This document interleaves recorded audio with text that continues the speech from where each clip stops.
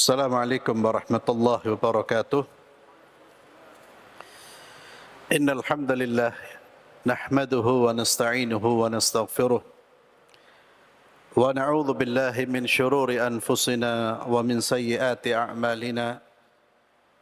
من يهده الله فلا مضل له ومن يضلل فلا هادي له.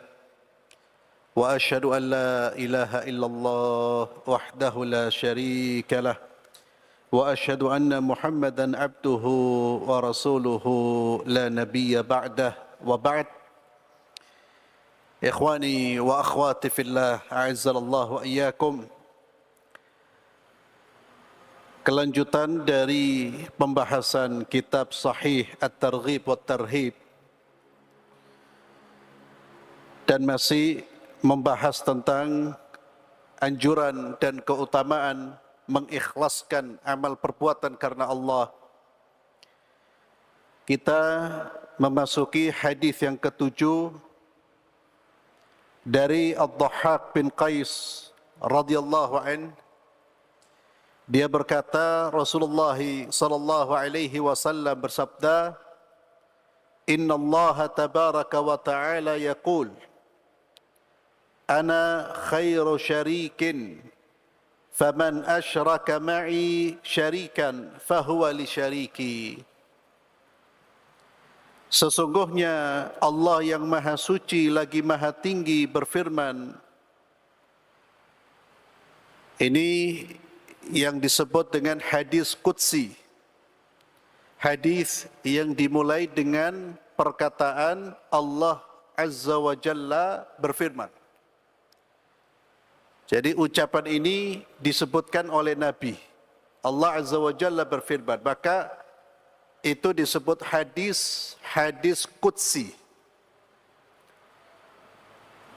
Allah Azza wa Jalla berfirman, Ana khairu syarikin, Aku adalah sebaik-baik sekutu. Dijelaskan bagaimana Allah itu sebaik-baik sekutu. Faman asyraka ma'i syarikan fahuwa li syariki. Barang siapa menyekutukan aku dengan seorang sekutu, barang siapa menyekutukan Allah atau menduakan Allah dengan seorang sekutu, maka ia untuk sekutuku. Ya. Nanti dijelaskan apa makna menduakan Allah. Jadi makna wallahu a'lam bissawab, Allah sebaik-baik sekutu ini bukan Allah ridha untuk disekutukan, tidak. Perbuatan yang paling dimurkai oleh Allah adalah menyekutukan Allah. Namun kalau ada hamba yang menyekutukan Allah, contohnya meniatkan amal kebaikan, dia niatkan untuk mencari ridhonya Allah dan mencari pujian manusia, berarti menyekutukan Allah, niatnya dua. Padahal ikhlas itu hanya mencari ridhonya Allah. Kalau orang menyekutukan Allah dengan selain Allah, dia mencari pujian dari manusia, kata Allah, maka amalan tersebut untuk sekutuku. Artinya dia tidak mendapatkan balasan apapun dari Allah. Ya. Allah tidak membutuhkan amal tersebut dan Allah tidak menganggapnya. Biarkan amal itu untuk sekutuku. Itu wallahu a'lam makna dari aku sebaik-baik sekutu. Lebih jelasnya apa yang kemudian disampaikan oleh Nabi sallallahu alaihi wasallam, ya ayyuhan nas, wahai seluruh manusia, akhlisu a'malakum, akhlisu a'malakum, ikhlaskanlah amal-amal kalian, murnikanlah niat-niat kalian dalam beramal semata-mata untuk mencari ridhonya Allah. Itu makna dari ikhlas. Murnikanlah. Kita tahu murni itu adalah sesuatu yang tidak bercampur dengan apapun. Jangan dicampur tujuan beramal kalian dengan tujuan-tujuan yang lain. Akhlisu a'malakum. Fa inna Allah tabaraka wa ta'ala la yakbalu minal a'mal illa ma khalusa lah. Karena Allah yang maha suci lagi maha tinggi tidak menerima amal kecuali apa yang diikhlaskan untuknya. Allah tidak menerima amal dari amal-amal kita kecuali amal tersebut amal yang dimurnikan, tujuannya, niatnya hanya untuk Allah. Kalau bercampur dengan niat riya'an wa sum'a, ingin dipuji, didengar, Allah tidak akan terima. Wala taqulu hadhihi lillahi walirrahim fa innaha lirrahim wa laysa lillahi minha syai'. Wala taqulu hadhihi lillahi waliwujuhikum fa innaha liwujuhikum wa laysa lillahi minha syai'. Janganlah kalian berkata, ini saya niatkan untuk Allah dan saya niatkan untuk mencari ridhonya kerabat saya, pujian kerabat saya.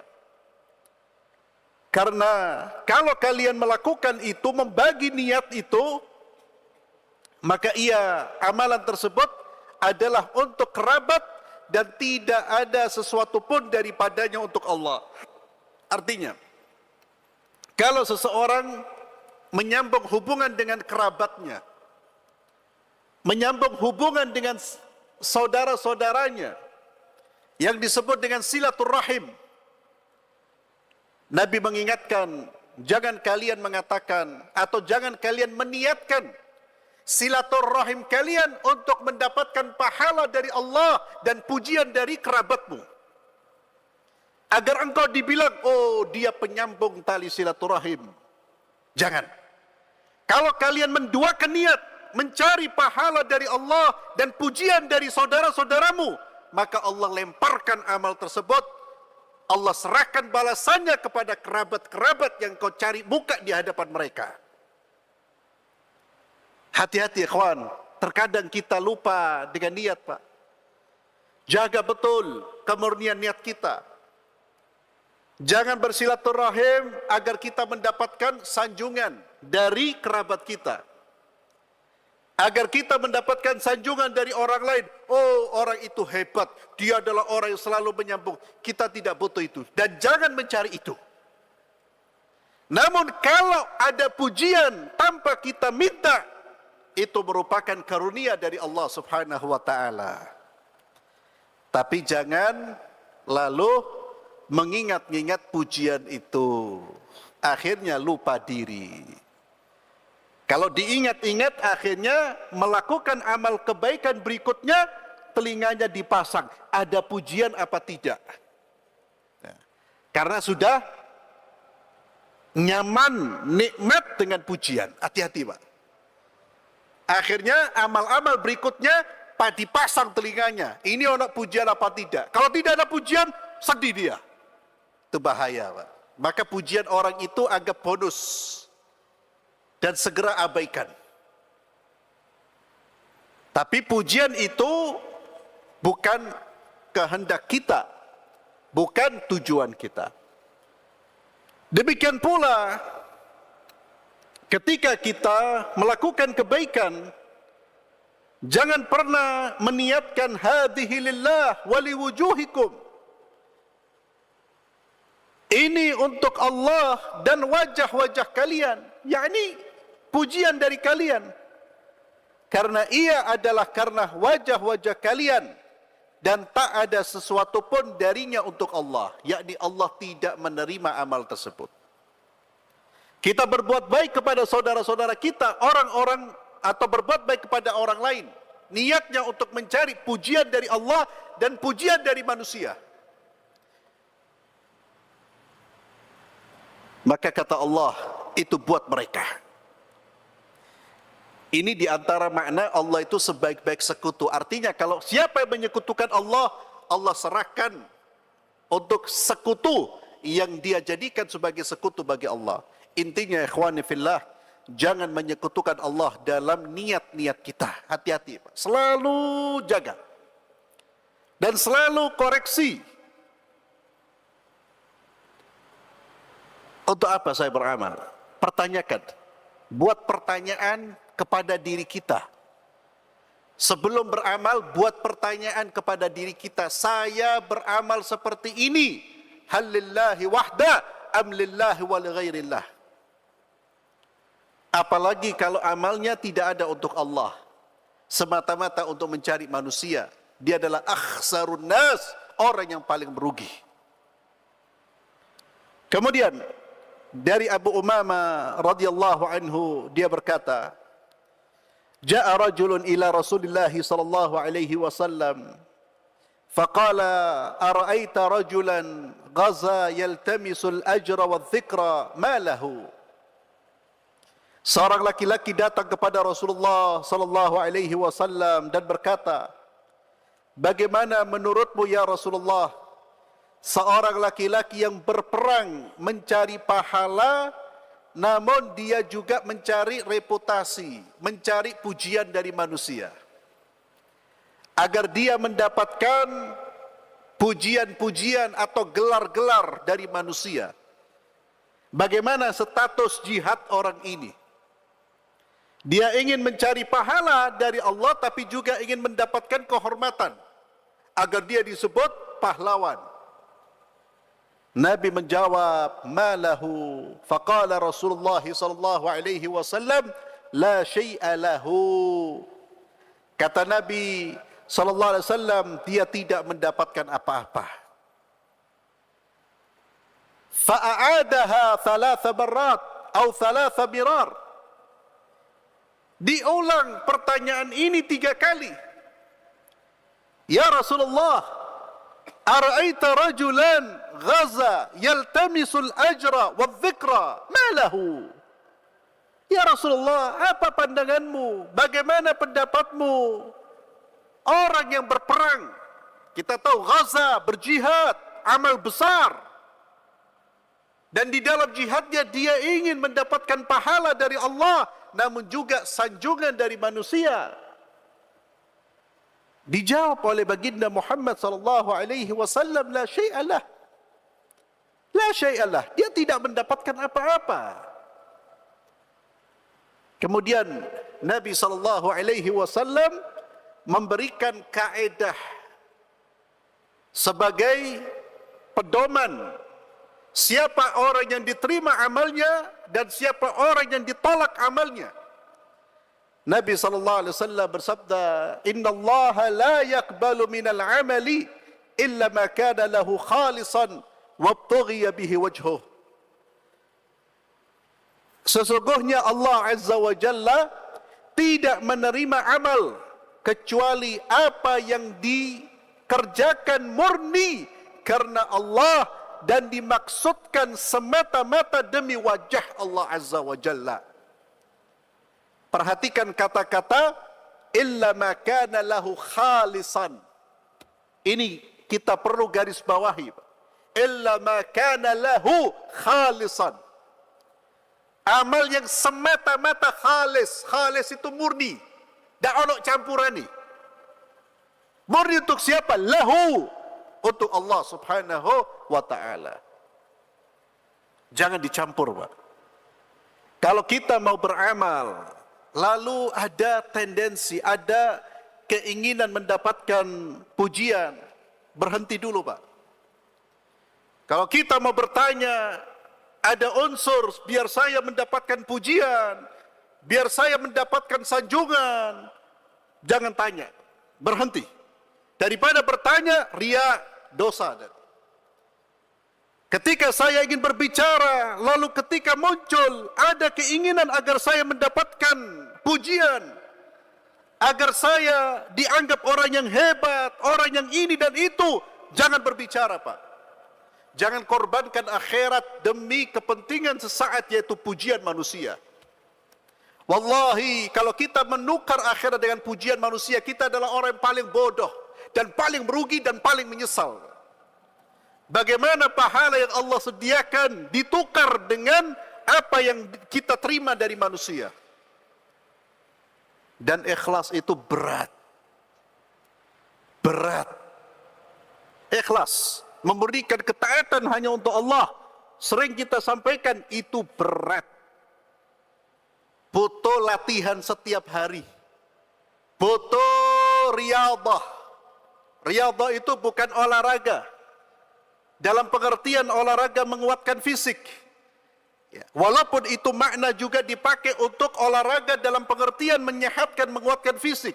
Tapi di dalam agama ada istilah riyadhah. Kalau kita baca buku Tazkiyatun Nufus, itu ada istilah riyadhah. Itu mengolah. Latihan, tapi melatih jiwa. Dan dengan itu ikhlas bisa kita dapatkan, Pak. Dilatih setiap hari, seperti kita melatih tubuh kita. Latihan untuk menyehatkan tubuh kita, menguatkan tubuh kita tidak bisa sekali, Pak. Anda tanya orang-orang yang punya postur tubuh yang bagus itu, ente bisa seperti ini berapa hari? Setahun, 2 tahun. Bukan sekali angkat beban lalu menjadi kurus, tidak. Ikhlas pun lebih seperti itu. Setiap hari, Pak. Caranya bagaimana? Latih diri kita. Perbanyak menyembunyikan amal-amal kebaikan kita. Melatih namanya. Anda mau berbuat baik, lihat. Bisa disembunyikan, sembunyikan. Itu melatih. Ada amal kebaikan, jangan dibicarakan. Keinginan untuk menyampaikan kita tahan. Kita latih, kita jiwa. Karena jiwa manusia selalu memberontak, ingin menampilkan amal kebaikan. Itu jiwa kita, Pak. Semua jiwa. Tidak terkecuali, tentu kecuali baginda Muhammad SAW. Namun saya katakan yang masih hidup, semua jiwa, jiwanya ustadz, jiwanya ulama, jiwanya orang hebat, semuanya ingin dipuji. Kalau dia tidak kontrol, tidak dia lawan, dia akan menjadi manusia-manusia yang memperlihatkan. Ada kira orang yang banyak membaca Al-Quran, membaca hadis lalu aman? Tidak. Justru mereka yang paling berat godaannya. Ikhlas itu butuh dilatih. Maka jangan suka menceritakan amal soleh. Jangan, hati-hati, Pak. Zaman sekarang ini perbanyak diem. Jangan suka cerita saya. Kelas. Lish. Saya. Simpen saya antum. Kebaikan antum simpen. Berat belajar. Kecuali, dalam konteks mendidik, jangan disembunyikan. Ya. Orang tua di rumah jangan berbuat baik, disembunyikan terus perbuatan baiknya. Anaknya tak pernah melihat orang tuanya berbuat baik. Itu akan menjadi masalah. Akhirnya kita menyuruh anak kita berbuat baik, diprotes. Abi tidak tahu kelihatan berbuat baik, Bi. Maka dalam konteks mendidik, Pak, niatnya untuk memberikan kebaikan, boleh Anda berbuat baik di depan anak, ngaji di depan anak, agar anak meneladani kita. Kalau kita tidak tahu ngaji, ya, pengen ikhlas itu baik, tapi ikhlas terus di rumah sembunyi-sembunyi terus, Pak. Anak tidak tahu ngelihat kita ngaji. Sewaktu-waktu kita katakan, nah, Abi kok tidak tahu lihat Ananda ngaji, loh. Ananda juga tidak tahu lihat Abi ngaji. Loh, ya apa? Ya. Akhirnya kita mengatakan, loh, Abi mau tidak mau dilihat orang. Anaknya pintar sahabat sekarang. Ananda juga tidak mau dilihat orang, Bi. Abi tidak tahu. Ya. Jangan berdebat dengan anak sekarang, Pak. Bahaya, Pak. Cerdas-cerdas, Pak. Ya. Kalau soal menjawab itu kadang-kadang orang tuanya kalah. Jadi dalam konteks mendidik, guru tunjukkan kebaikan. Salat di saf pertama. Ibadah di yang paling awal. Kenapa? Dia menjadi orang yang diteladani. Dan itu yang membuat orang tergerak untuk mengikuti apa? Keteladanan. Nah, dalam konteks ini, jangan kemudian menggunakan ilmu ikhlas. Apalagi ikhlas digunakan untuk meninggalkan amal kebaikan. Kenapa antum tidak ke masjid? Saya pengen ikhlas. Saya ingin sholat saya tidak diketahui oleh siapapun. Saya sholat di rumah. Oh, keliru antum. Ya. Kenapa antum tidak pernah duduk di majelis taklim? Saya tidak ingin amal saya diketahui orang. Ya. Jangan sampai dengan alasan ikhlas kita meninggalkan kebaikan. Tapi kalau kita berbuat baik, pastikan niat kita karena Allah Azza wa Jalla. Niat kita karena Allah. Maka Nabi sallallahu mengatakan apa? Inna Allah la yaqbalu minal amali illa ma kana lahu khalisan wabtughiya bihi wajhuh. Ya. Allah tidak menerima amal illa ma kana lahu khalisan. Khalis. Itu ikhlas itu kemurnian niat. Ingat, khalis ya. Orang yang jual madu biasanya kalau ditulis bahasa Arab apa? Asalun khalis ya. Ya, penjual madu. Madu murni, khalis. Biasa ada kata-kata khalis itu. Murni. Jadi kalau murni 100% madu, tidak ada campuran nih. Tidak ada campurannya. Itu niat. Murni itu tidak ada campuran, Pak. Dia menutup mata dari manusia. Dan seperti yang kita sudah baca, ada 3 perkara yang kalau terwujud ada dalam diri kita, kita akan terhindar dari pengkhianatan, dari hasad. Salah satunya ikhlas. Orang yang ikhlas, insya Allah jauh dari hasad. Dan jauh dari khianat. Orang yang hasad biasanya orang yang banyak melanggar nilai-nilai keikhlasan. Orang ikhlas itu kan dia terus fokusnya mencari ridhonya Allah, apa yang diperintahkan oleh Allah. Tidak peduli manusia lebih unggul, manusia lebih kaya, manusia lebih puji dan memuji, dia tidak peduli. Kalau orang tidak ikhlas, dia peduli dengan manusia. Dipuji, tidak dipuji, merosot. Kemudian hadis yang ke-9 dari Abu Darda radhiyallahu anhu. Dari Nabi SAW beliau bersabda, "Ad-dunya mal'una, mal'unun ma fiha illa ma btughiya bihi wajhullah." Kata Nabi SAW, dunia itu dilaknat dan apa yang ada di dalamnya dilaknat. Apa makna dunia itu dilaknat? Dunia itu dilaknat, yakni dunia itu dilaknat, dunia yang memalingkan seseorang dari Allah, yang menyibukkan seseorang dari ibadah kepada Allah. Dilaknat artinya dijauhkan dari rahmat Allah. Kecuali mabtughiya bihi wajhullah, apa yang dicari dengannya wajahnya Allah. Dia melakukan aktivitas di dunia semata-mata dia mencari pahala dari Allah. Yang dia fokuskan adalah mencari ridhonya Allah. Yang dia cari adalah keridhoannya Allah. Maka seluruh aktivitas yang tujuannya karena Allah, maka tidak akan menjauhkan dia dari Allah, justru mendekatkan dia kepada Allah. Kemudian hadis yang ke-10, Nabi SAW bersabda, "Innamal a'malu binniyah." Sesungguhnya amal-amal itu dengan niat. Wa fi riwayat binniyat, dalam riwayat lain dengan niat-niat. Wa innama likulli imri'in ma nawa. Dan sesungguhnya masing-masing orang mendapatkan apa yang dia niatkan.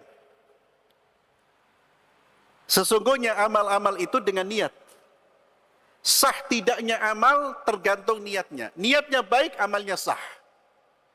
Niatnya buruk, amalnya tidak sah. Semua tergantung dengan niat.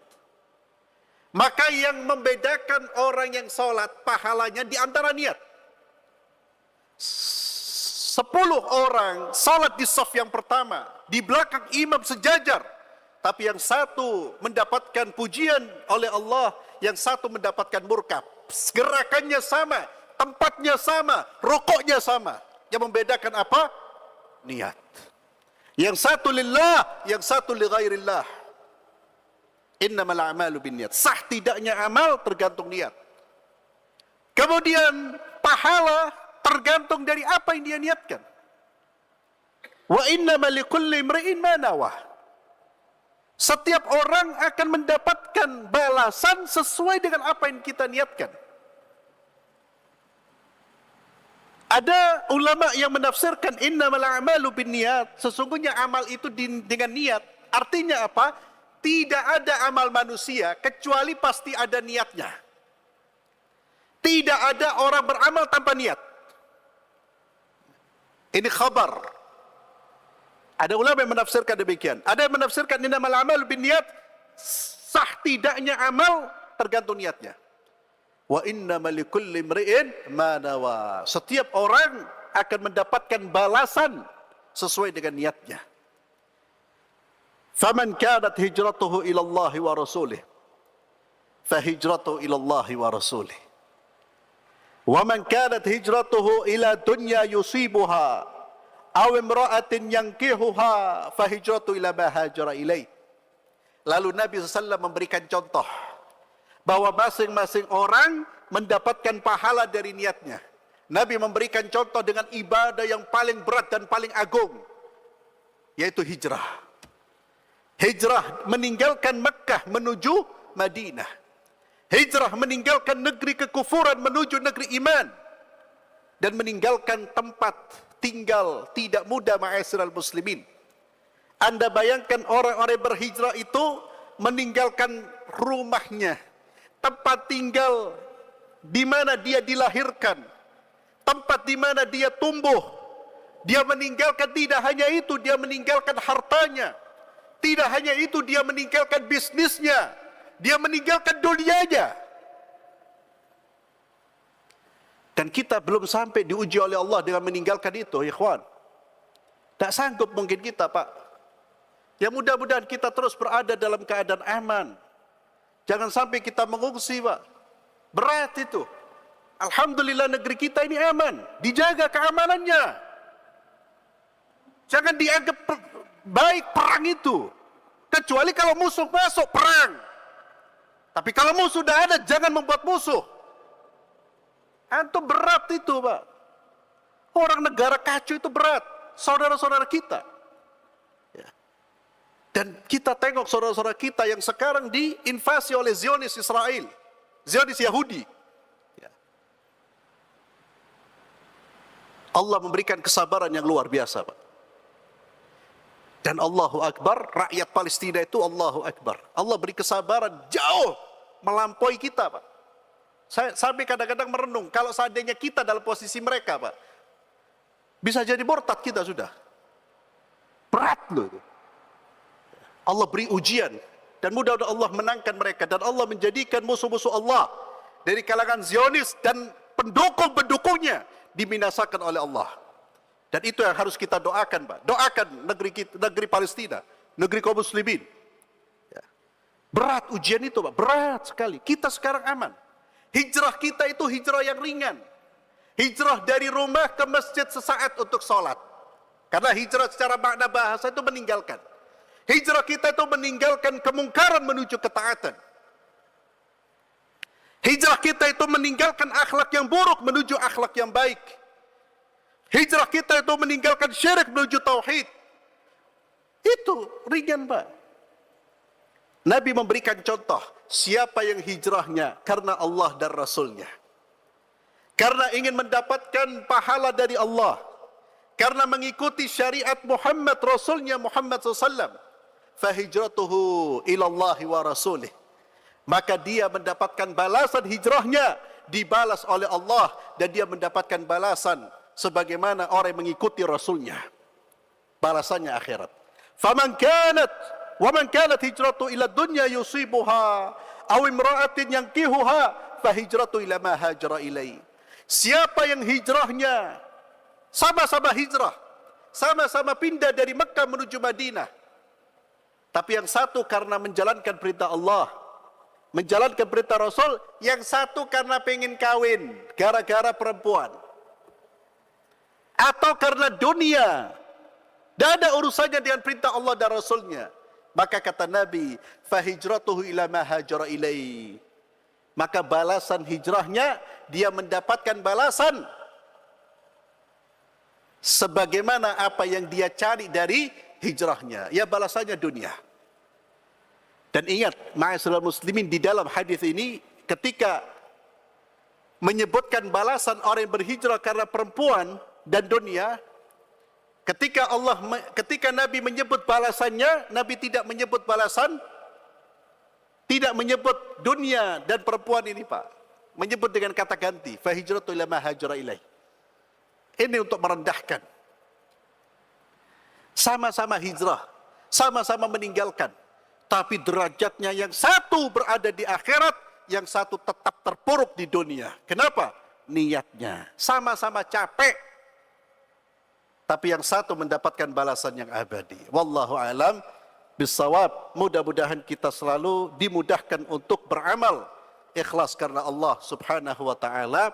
Kita tutup majlis kita ini dengan doa kafaratul majlis. Subhanakallahumma bihamdik asyhadu an la ilaha illa anta astaghfiruka wa atubu ilaik. Assalamualaikum warahmatullahi wabarakatuh.